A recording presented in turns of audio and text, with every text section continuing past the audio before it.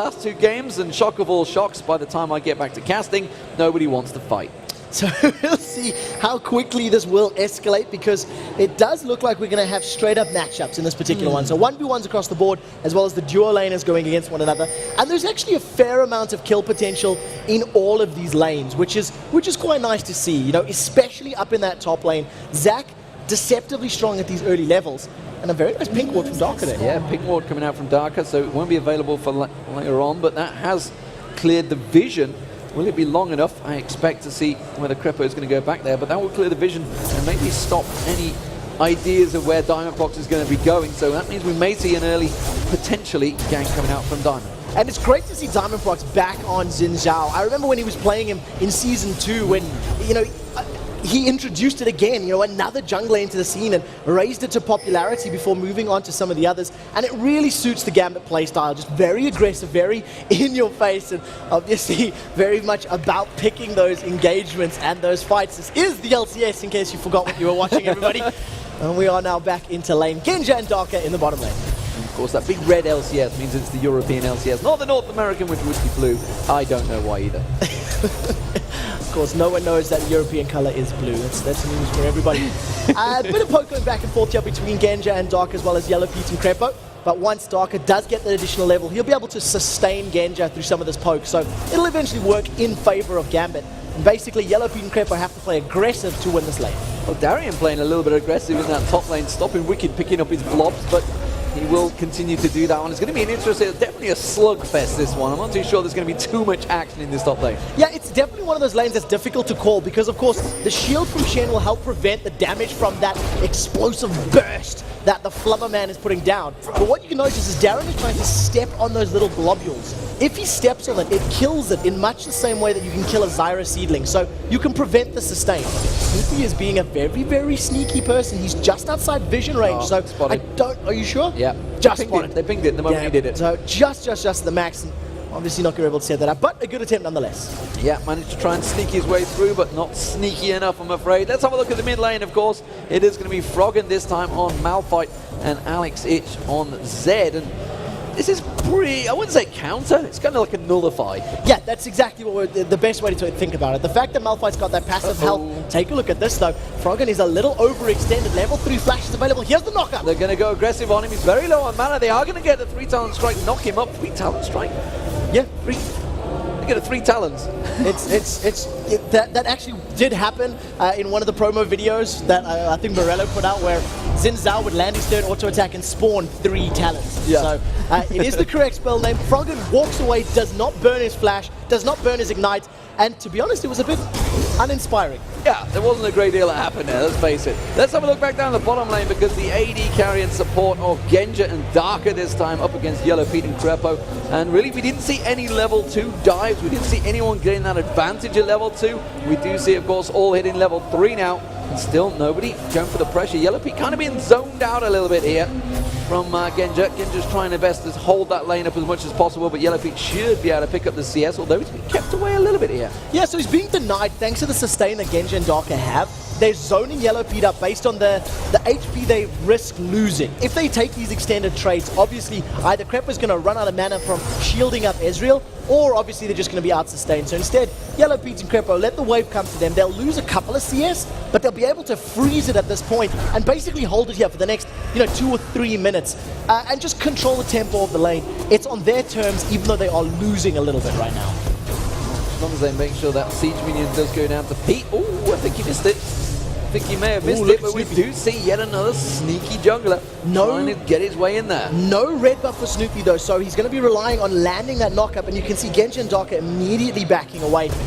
Pretty much I think they're still coming. Here's Diamond in the top lane. Going in towards Wicked, he is going to have that passive available. Will he get close enough to the turret? He may well do. I'm not too sure whether they're going to be able to dive and get those globules down. You can see Darian working on one. Diamond's going to tank the turret. He should have enough, and it will be first blood. And it's Diamond that gets it, but in comes Froggen. Turns it around, picks up one. He hasn't quite hit level 6 though, so he's not going to be able to use the unstoppable force. Meanwhile, down the bottom lane, they're diving on towards Genja. Can they get on towards it? The knockup's already been used by Snoopy. The exhaust goes down. They haven't quite have got enough damage to finish him off though, and they will have to back away. Successful gank. Both flashes for Genja and Darker have been burned, so if Snoopy decides to come around again within the next couple of minutes, one knockup is practically going to be a guaranteed kill.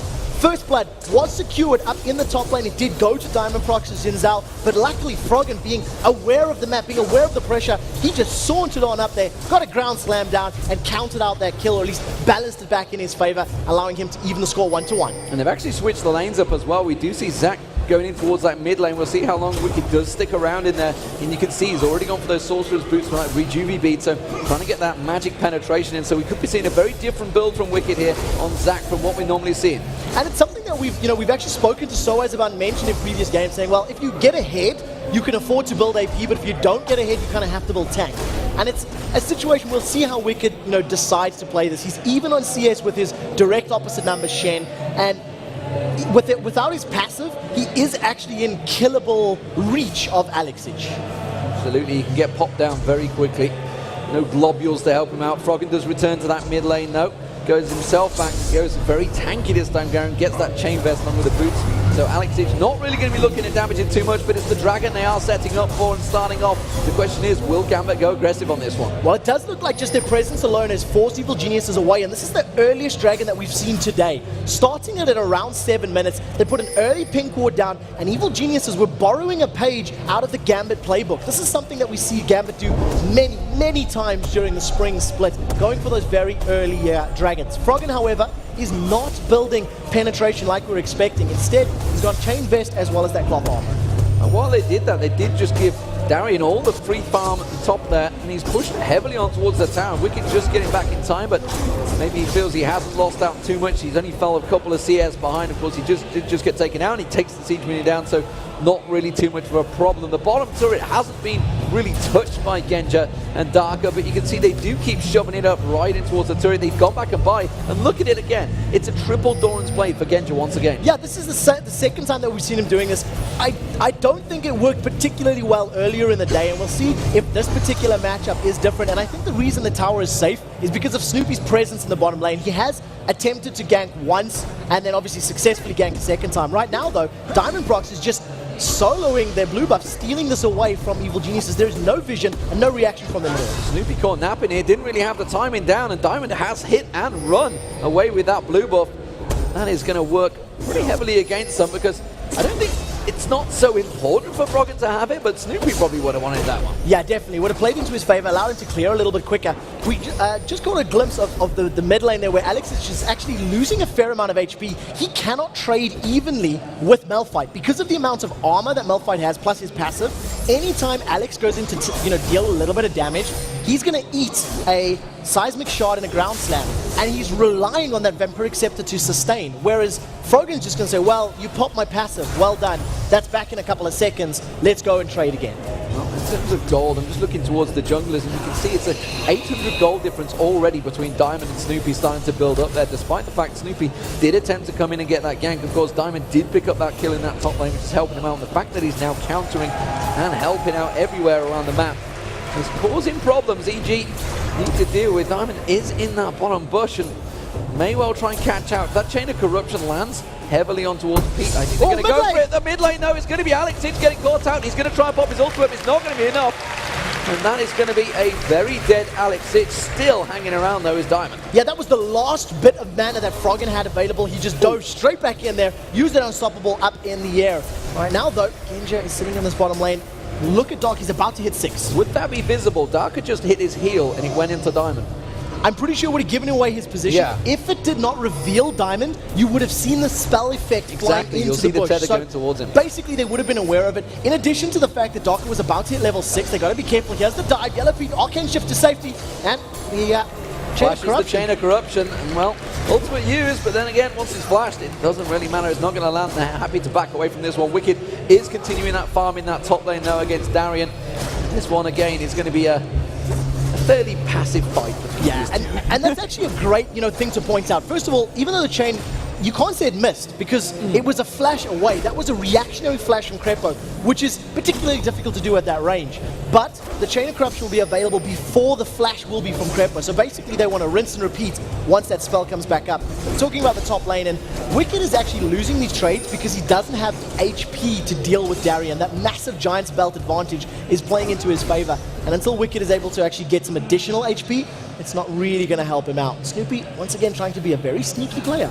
He may well get himself in towards that bush. He's been snuck in there. Is he going to get in the second one? Genja nearly walked straight into it. So close. He may well just go straight for this one. Cataclysm is available. He's going to get the knock up on both of them and the Cataclysm on both of them. Darker does manage to use the Crescendo, but it's not going to be enough. Surely we'll get taken down as 4 members try and get in there. They still can't get the kill though.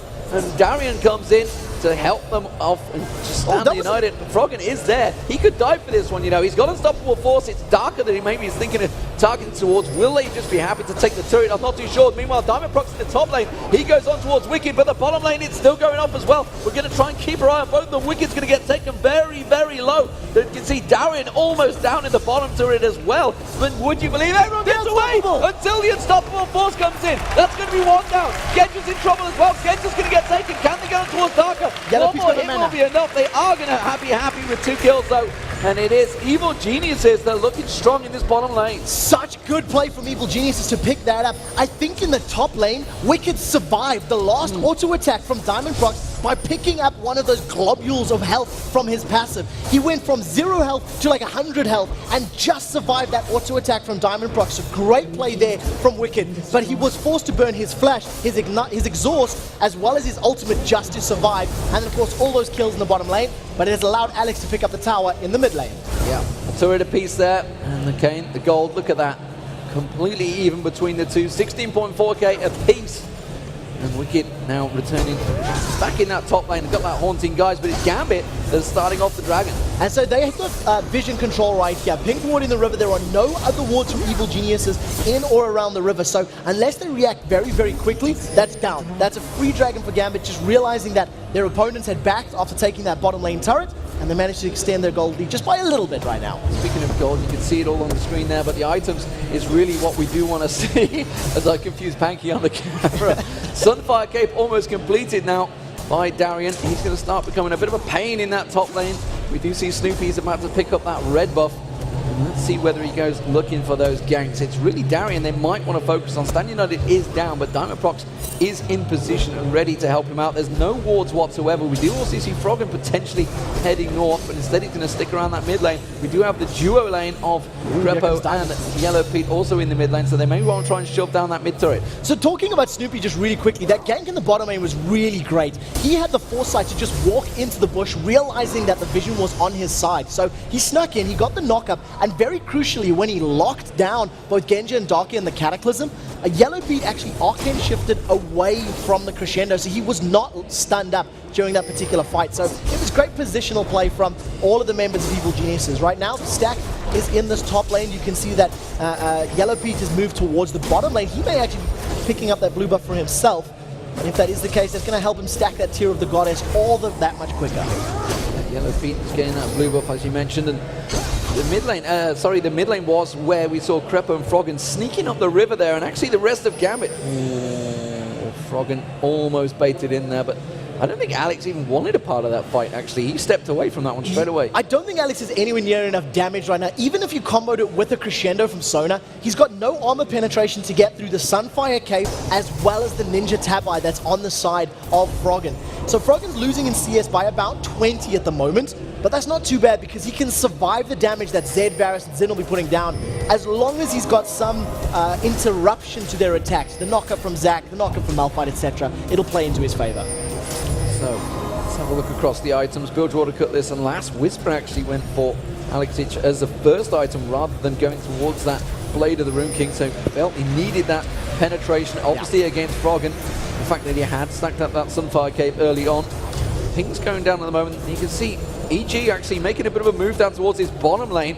and they want to maybe try and get a gank on Darker and Genja. Yeah, you can see Diamondprox realizes this as well, is moving towards, it's going to be 4v3. If EG hesitate, the moment will be past. The knockup gets onto Sona, and here's the fight! They're going to get straight on. Crescendo comes out from Darker, and then the knockup was there. He went on to Snoopy. Wild Growth is enough to save him as well, and he does back away from that one. A successful hit and run. Diamondprox wants to get involved. He's trying to come around with Alex Ich, but Snoopy is already gone. Yeah, that was fantastic play because of the fact that Evil Geniuses realized that they had been spotted. They knew that their opponents knew they were there, and they didn't wait. There was no hesitation. Snoopy got the knockup instantly, and the rest of the team followed up. Even through the crescendo, they picked up that kill. And it's one of those situations where you go, well, there's a lot of ultimates used, but they got the kill out of it, so it's worth the investment. Froggen happy to walk straight up on towards Alex. Alex is going to go aggressive though. He does use his ultimate. Is it going to be enough? Not even denting Froggen really there. And happy just to walk back to his turret. Froggen basically just like, dude, really? What was that for, you know? I think as well, Alex may have realized that he wasn't going to kill him, but it's a great gauge. How much damage do I do? This is a full health Froggen. It's a relatively short cooldown there on that death mark. It's around 1.5 minutes. So knowing that Evil Geniuses burned all their ultimates in the bottom lane, Alex can afford to use his because EG are not going to fight until their ultimates are back up. So it's basically just free scouting because he realizes that he's got that time to play with. He's got plenty of time to play with. Genja have been continuing that free farm in the bottom lane. Has gone for that BF sword now. Meanwhile, we do see blue Ezreal coming out, which is almost a standard these days for Ezreal, that Yellow Pete is stacking up towards Tear of the Goddess, stacking away along with that Sheen in there as well. It does look like Snoopy and Wicked are going hunting. They have spotted Alex Ich in that top lane, and they may have enough to take him down. Yeah, they've got that penetration from the Haunting guys, as well as a lot of survivability for Wicked. Alex does not have his death mark up. Flash is there. Here's the fight. And they're going to go in towards him. The knockup actually missed there, but Let's Bounce will catch him out there. The should be able to explode. Will Alex Ich be able to walk away from this one? No, he won't. And it's Snoopy that picks up the kill. So another great play from Evil Geniuses, just realizing where they needed to be and doing it at the right time. I do have to comment on Alex just farming though, because at 17 minutes, he's averaging more than 10 CS per minute, which is phenomenal numbers at this level. So kudos to him, but unfortunately that CS greed meant he overextended, which meant he gave up that kill. We do see the Bloodthirster being completed by Genja. We'll see whether that triple Dorans works out for him or not. It didn't in the last game. As it stands though, he's doing okay in that bottom lane. He's been fairly untouched, but we do see EG again farming away the golems.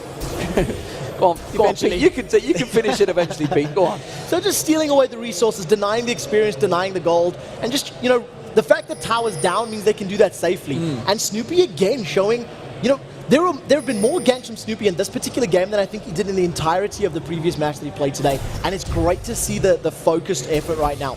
It does look like he's backed off a little bit, as it just looks like Yellow Pete and Crepo, they're trying to bait out a little bit of positional play here. Well, we just saw Froggen in the mid lane. I know you see it on the camera, I saw it on my screen, and Diamondprox actually went aggressive and just went, whoa, I cannot deal with Froggen. And immediately Froggen just goes around and steals the wraiths from him, so no problems there. Froggen's feeling very confident in the mid lane, but in this bottom lane, you can see Yellow Pete and Crepo, they're continuing to shove it, they're continuing to farm. This is EG. They are happy at this game right now. Yeah, especially because they've got such a good advantage, even though it's only, actually they're behind in gold with 5 kills, which is massive right now. But they feel that they can survive the damage that's going to come down. The threat is all physical, and right now they've got a super beefy anti-physical carry in the form of Malphite. Dragon is respawned. They got the previous one went to Gambit, if I recall, and this one really picked up by EG. Yeah, a free Dragon, completely really uncontested. Darian's back in that top lane trying to keep on shoving there. He may well be able to get the turret down this time around, but you can see already heading up that river is going to be Froggen, and Darian immediately backs away, doesn't want a part of that. Froggen's going to get some free farm once again. Lots of pings going on across the map, and that was simply Alex Ich getting close to that bottom lane. Yeah, and it's going back to this defensive play that we've seen out of teams today. The pace has just slowed down, and teams are happy to farm it out. It actually feels like they're feeling one another out, seeing, well, what level are you guys at? Where are we at? Can we win team fights against you? You know, we know your champions, you know our champions, so let's see on a player-to-player level where we match up. Another blue buff being picked up by Yellow Pete there. Just fired off the ultimate to make sure he gets it. Froggen's going to take this top turret down, I feel. Darian is going to come in to try and deal with him, but look at Crepo's already there. Darian needs to back away from this one. They might turn aggressive on him. They will do. I don't think he's quite got the damage to deal with him, though. And he's just quite happy to take the turret. So that's the second turret of the game. Does keep that gold lead to Evil Geniuses. But as you mentioned, the fact that it was 6-1 down At that point, they were equal on gold, and that's a worry because that shows that Gambit are farming very well. Yeah, and a lot of that comes from the fact that Snoopy's been ganking so much, so he's about 25 CS behind his opponent. In addition, Froggen is 40 CS behind Alex Sitch. This battle has been going on for, what, 20 plus seconds, and basically both champions have got a mass of armor and health, so it's just a duel to see who's going to get low first and then walk away. In the mid lane, though, we do see a little bit of an exchange between Xin Zhao and Zach, but it amounts to nothing. Yeah, the 3-talent strike knocks him up, but Wiki was happy to just sit and bounce around there. He is a blob that likes to bounce after all. The bottom lane's been shoved down, and again, Genja's just going to clear that one out. Diamondprox is going to clear out the Wraiths, and we are back into the farming situation. Krepo almost caught out there, just putting down that ward at the blue buff. Pink ward placed straight away by Darker, but it's going to be Froggen diving in here. And actually, you have to use the unstoppable force to get away. He felt the damage coming out from Alex Sitch this time. Now he has enough burst. Yes, Blade of the Ruined King plus Last Whisper was going to be enough to probably get him within a couple of auto attacks. Even if that last Shadow Shuriken had hit, it still wouldn't have been enough to kill Froggen. There would have needed to be at least 1 or 2 auto attacks from Alex, but it's enough to scare Froggen away. With that back, though, Froggen has just picked himself up a Frozen Heart, so that's going to play into his favor and help him even more as far as survivability is concerned. Well, now that the Iceborne Gauntlet has been completed by Yellow Pete, he's going to start causing himself problems for the opposition team. Alex just dodging out of the way of that one. So, where are they going to move? We do see Froggen, he's been back, he's bought, he's got himself that Frozen Heart, he's got the Sunfire Cape, he is a tank right now. Yeah, that's basically his role. He's managed to find out Genja, Ground Slam is out, he has Stand United. Stand United used already, and that's just simply baited out by Froggen now. I don't think he was going for that one, he was just simply having a little poke towards him, and he's happy to just walk away from that one. That does mean that ultimate is not going to be available for some time now.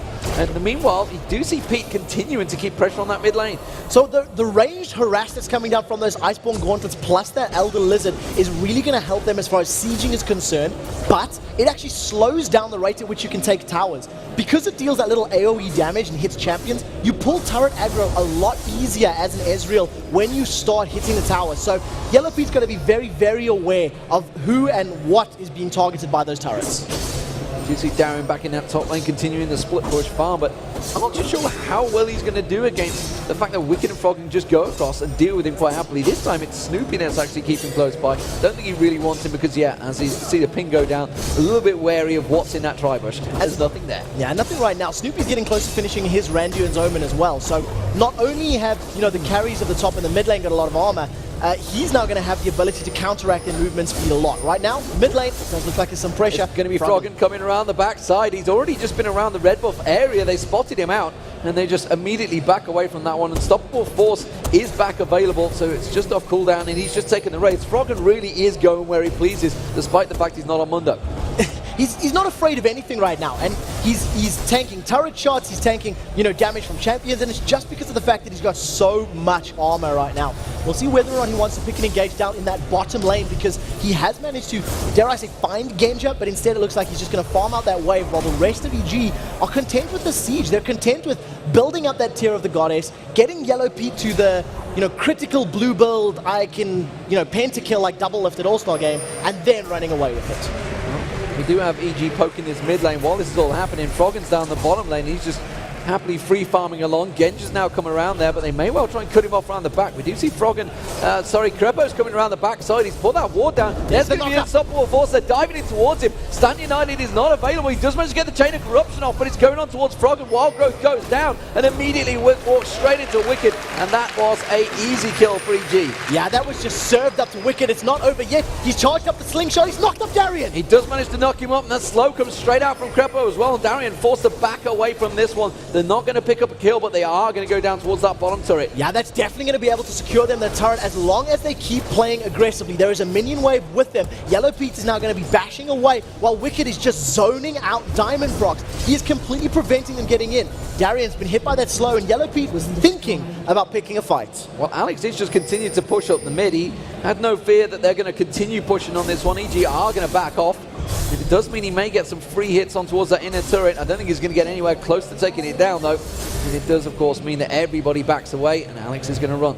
So this is something that if Gambit decide to go for it, a split push type of strategy against Evil Geniuses, they need to be extremely, extremely careful, because the dive potential that Evil Geniuses has is massive. Even under a turret, they're willing to go because of the amount of armor they have and the amount of knockups. They can prevent you dealing damage.